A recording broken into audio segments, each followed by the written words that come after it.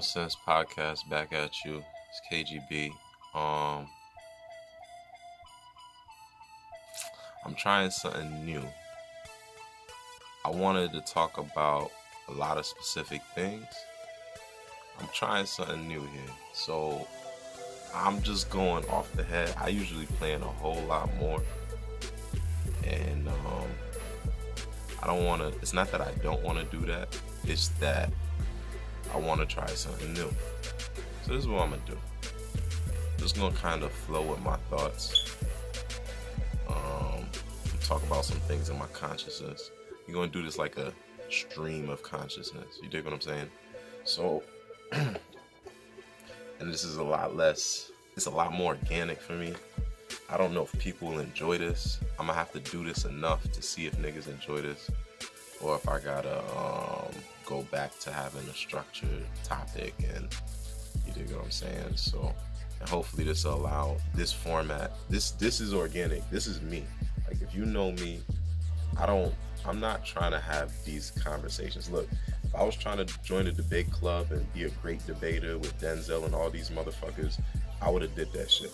And I would have been great at it. In fact,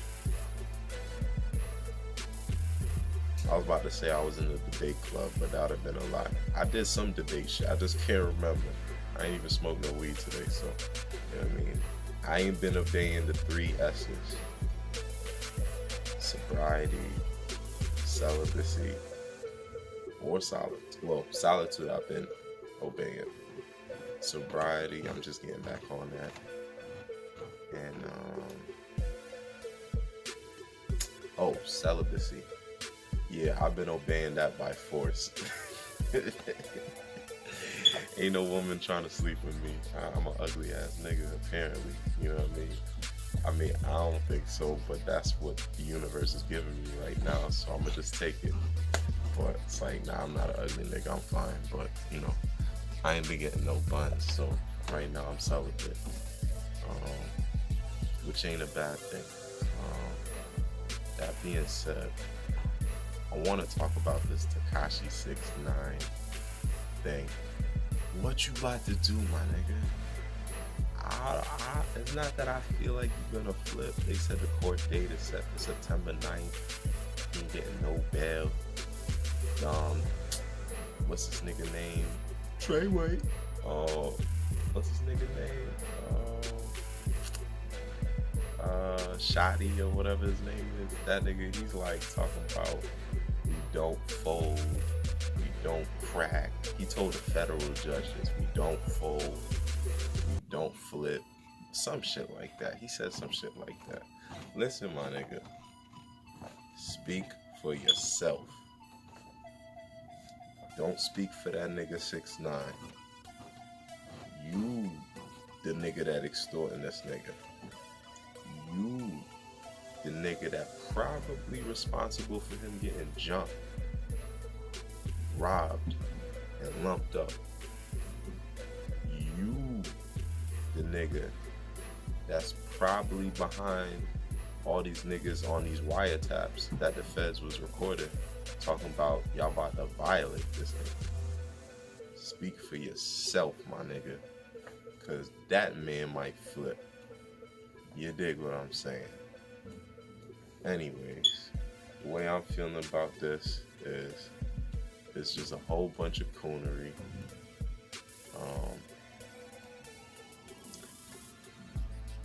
I think, you know, this is an important time, and it's not an important time. Not with this shit. What's interesting to me is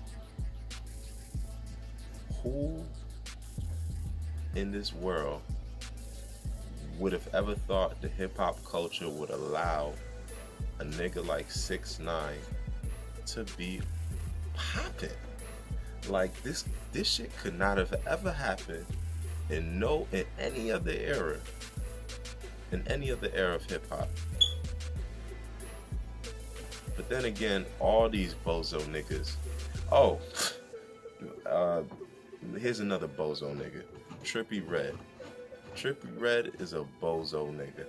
That nigga is laughing on social media because this man is in jail.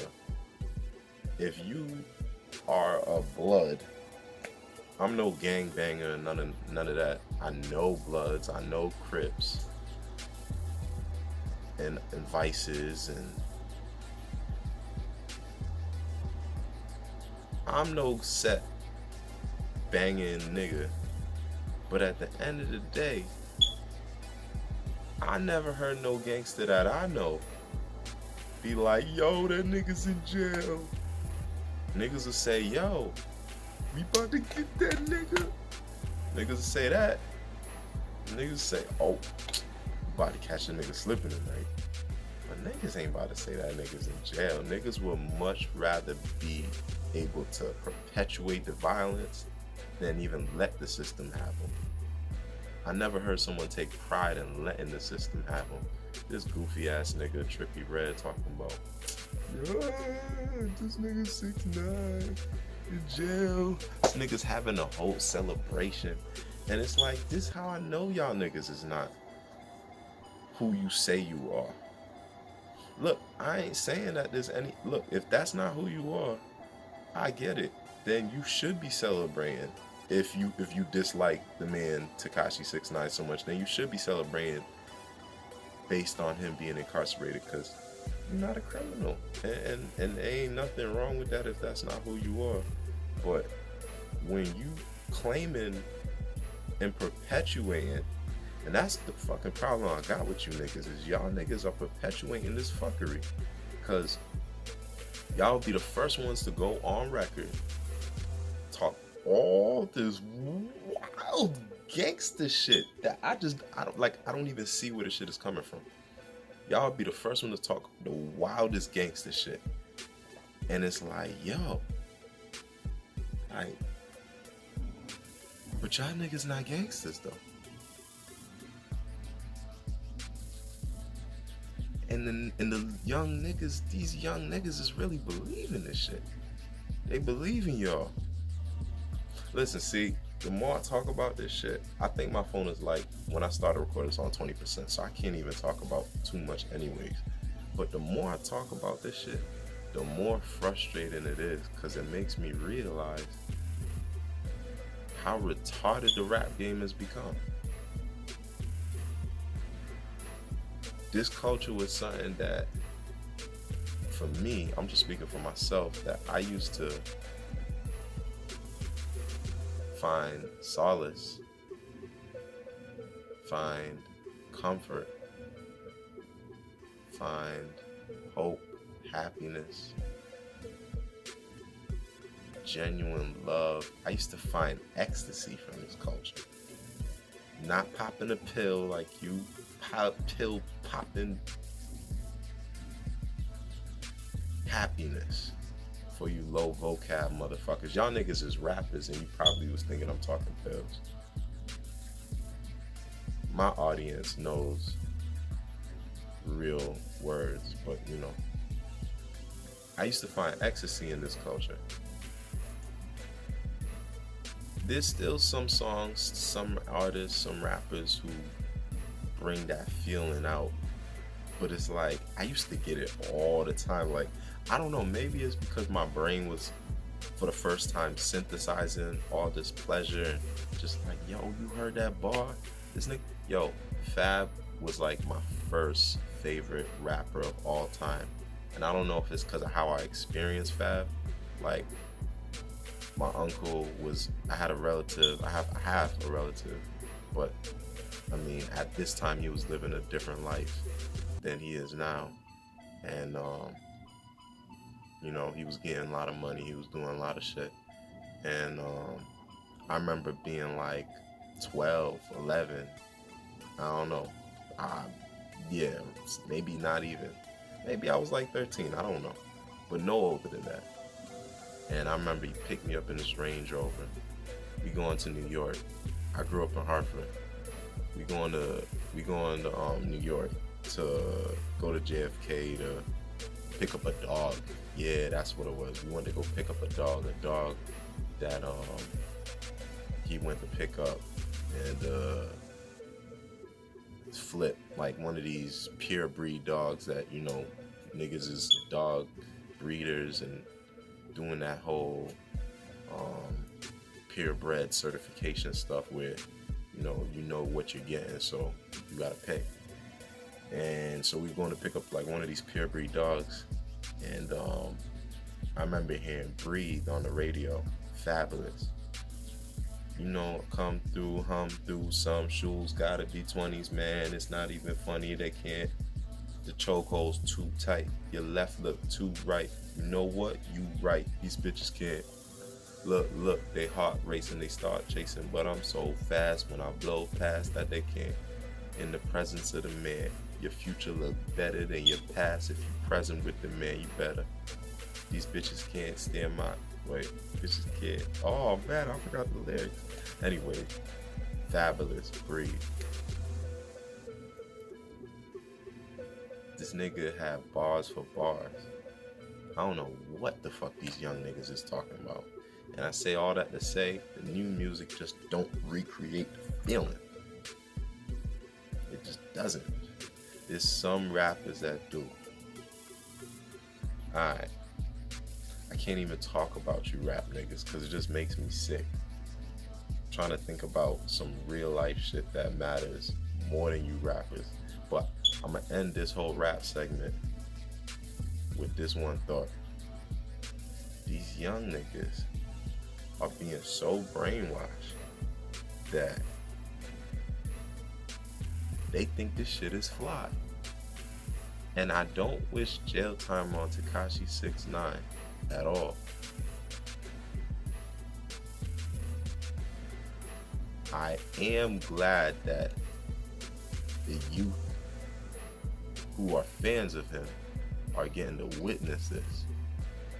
So if any of you goofy motherfuckers, just cause you know a nigga who's a blood or a crip, don't mean you need to be out here false claiming shit. I mean, I can't even say he's false claiming because they permitted the shit. Everybody else in the world said this nigga was false claiming, but his set held him down and threatened with violence. And as far as I'm concerned, as soon as you threaten with violence, I don't give a fuck if you was fake before. The shit is real now, because that shit, it'll be real as fuck when a nigga hit you with a 40 clip. So it's like, at the end of the day, it gets real when a nigga threatens violence. It don't matter what the fuck it is. If that shit was fake before, it's real as fuck now. So that's the fucking point.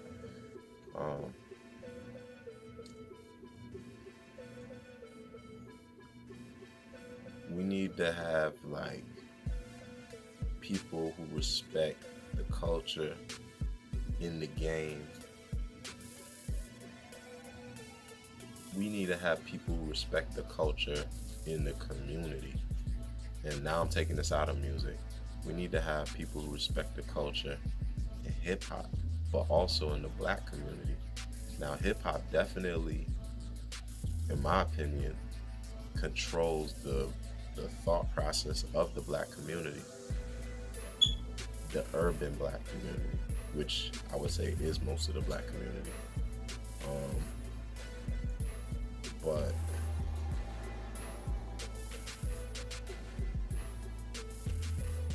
beyond that, hip hop, it ain't just hip hop. We need to respect the culture in the community. This is, the youth don't respect the elders. I go places and I see like a 70-year-old getting on a bus, 60-year-old at the youngest, maybe 70, 80-year-old trying to get on the public transit. And this nigga's bum rushing to get on the fucking bus. And don't get me wrong, if you live in New York City like I do, that shit is savage. I took a $2 cab. They call it a dollar cab, but the shit costs $2 because the shit is savage, because the cost of shit went up. I was talking for a hot fucking minute. And I'm so glad something my intuition said, check the phone, it's not fucking recording. And I got the first 20 minutes, and I'm glad, because I was like, most of it, I'm probably gonna whittle that 20 minutes down to some less, because I was just, anyways, Point of what I was making with that last point is these young men have no respect because they don't know their culture, because they didn't learn from the elders. There's a disconnect between the youth and the elders. And I don't understand if this is because of what happened to the 60s, 70s generation that got hooked on the heroin and the crack cocaine. Because ever since then, it's like there's constantly been a disconnect between the youth and the elders. And the lack of connection has made us not appreciate the culture, has made us, and when I say us, I mean young black men and women of African descent in America, more so specifically, but this whole ignorant mindset is starting to be globalized. That's a whole other conversation. Shout out to the democracy of America and the propaganda of America. But whatever the reason, is we need to know the culture. The lack of respect in the culture is why the new hip hop artists don't respect the old hip hop artists, and the lack of respect in the culture is why the young black men and women don't respect the elders. Niggas should not be trying to push people over to get a one-seater seat on a fucking MTA bus. I even had a 50-year-old bum rush me for a one-seater seat on an MTA. The fuck is your problem, old bitch? And look, I got respect for my old elders. I'm telling people they need to respect their old elders. But New York City is savage. You wouldn't believe me unless you've seen it. Shorty really bum rushed me to get on the bus, like the bus stopped dead in front of me. She was nowhere near the door, else I would have just stepped aside and just said, go ahead, man. Because I'm not going to be the one to bum rush an older woman, older man, older anyone for a seat on the bus. I'm a young, able man. I could stand my ass up and hold a pole. But this woman, I didn't even know she had speed like that. This woman, this woman really bum rushed me for the seat. A one-seater. If you know how the MTA buses is, they only got 3 one-seaters, like the not the newest ones, but like the older ones. Not the new ones with the Wi-Fi and the USB chargers in them, but the old ones that are like not the oldest old ones, but like the oldest ones that don't have the new shit. The ones that ain't all blue. This is for niggas who live in New York. Shorty really bum rushed me for one of the 3 one-seaters on the bus. And that shit was real foul. So, I mean, maybe this is why the youth don't respect the elders, because the elders don't respect the youth to some degree. But then which came first, the chicken or the egg? Did that old lady who bum rushed me earlier today, did she get bum rushed by someone about my age or younger? And now that's why she's reacting the way she's reacting? I don't know. So, I mean, I'm going to withhold judgment. I'm not going to hold that to her. Whatever, at least she can run fast. Hey, yo, son. But, I got a new friend of mine. We were talking about how the history. So, the reason why I'm even bringing up said person is because what I was gonna say is the youth, the young black men and women don't respect the culture, but we also don't respect the history. But then what I was gonna say is we don't respect the history, in my opinion, because the history isn't cohesive. Black history, and I mean, I'm gonna call it black origin history. The story of how we originated as a species, how we migrated across different continents, or if we even migrated to begin with. Maybe we were all in one space, and like that whole Eurasia concept where they say it was one massive landmass and then all of them broke apart and spread, which is realistic because that's what's happening with earthquakes. It's just really land masses shifting underneath the core of the earth, moving the shit far as fuck apart, giving you bodies of water becoming separated by large bodies of water. So really, every one of all these different continents really were just living with each other at one point. We don't have any cohesive history, so when we start trying to say, hey, it's important to know your history. People of the black culture, the only culture in the history, let me not use that word. People of the black culture, the only people in global culture. And I guess I'm targeting more Black America because I feel like Africans know their history more, because I feel like there's got to be people they're still passing down the truth. Excuse me. But people of Black origin don't know our origin story. And like they say, if you don't know where you came from, you can't figure out where you're going. So we have to know where we came from, but we don't even have a cohesive account of where we came from. And every other culture has that. Even with these fucking white lies in these history books, they talking about slaves were indentured servants. Well, at least they're consistent with the lies, because I guarantee you every textbook that's out there is saying the same bullshit right now. So what we doing? It's so crazy out here, B. Look, all this Tekashi 6ix9ine shit, young men, young women, young gangsters, young rappers. Please stop trying to be gangsters and rappers. Choose one. I know a lot of full-time gangsters. I know a lot of full-time rappers. Gotta choose one, or you get caught up in a fucking racketeering case with your whole set, and one of y'all is gonna rat.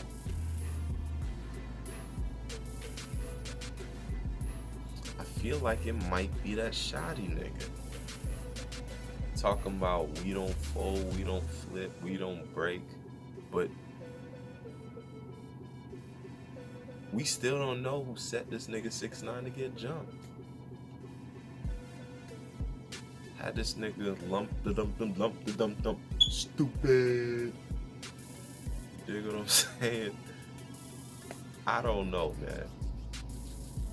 Look, man, this is a new format, stream of consciousness, free flowing. Shout out to my homie that really encouraged me to do it like this. This feels so good. I feel liberated. I don't know if this is strategically the best way to promote myself, because I don't even know what the fuck the title of the shit is gonna be. This might be called, I don't know, but we gonna figure it out. You gonna find out when you listen to this. But at the end of the day, you gotta connect with the elders, respect the history, the culture. And I know the history isn't cohesive, so it's hard for black men and women to find our history, but find a way to find it.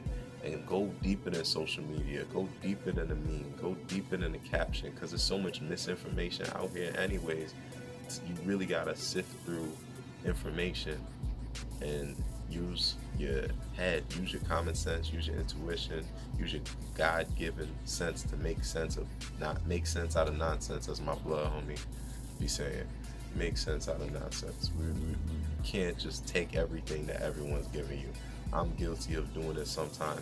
Look, when I'm here speaking on this platform, I'm not claiming to be perfect with everything I say. People say, yo, when you talk on this show, you gotta be accurate and say this and that. Shut the fuck up. Shut the fuck up. Because if I'm supposed to put out the content that people want on a consistent basis, it is inevitable that I will fuck up at some point. So how the fuck am I supposed to be dead accurate? Fuck out of here, B. CNN be lying out their ass regularly, purposely, for your entertainment. And y'all want me, a podcaster, to be 100% accurate all the time? At least I'm trying to be accurate. That's more than I could say about 90% of these mainstream media outlets.